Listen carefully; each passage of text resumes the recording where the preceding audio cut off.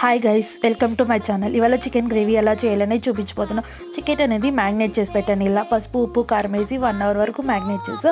తర్వాత అనేది ఆనియన్ పచ్చిమిరకాయలు కరివేపాకు అనేది కట్ చేసి రెడీగా పెట్టుకున్నాను. నేనైతే స్టవ్ ఆన్ చేసి పెనం పెట్టి 5 టేబుల్ స్పూన్స్ ఆఫ్ ఆయిల్ వేసి ఆవాలు అనేది వేసాక ఆవాలు అనేది చిట్లిన తర్వాత కరివేపాకు ఆనియన్ పచ్చిమిరకాయలు అనేది వేసేసి నీట్గా రెడ్గా రోస్ట్ చేసే వరకు రోస్ట్ చేసి ఆ తర్వాత అల్లం తెల్లగడ్డ పేస్ట్ అనేది రెడీగా చేసి పెట్టుకున్నా. సో అది అనేది వేసేసా.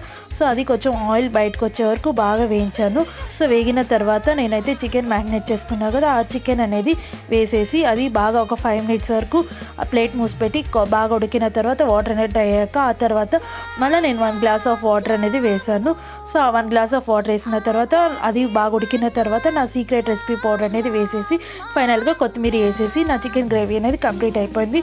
సో నేనైతే సర్వ్ చేసుకొని తినేసా. మీలో ఎంతమందికి చికెన్ గ్రేవీ ఇష్టమో కింద కమెంట్ చేయండి. Thank you for watching.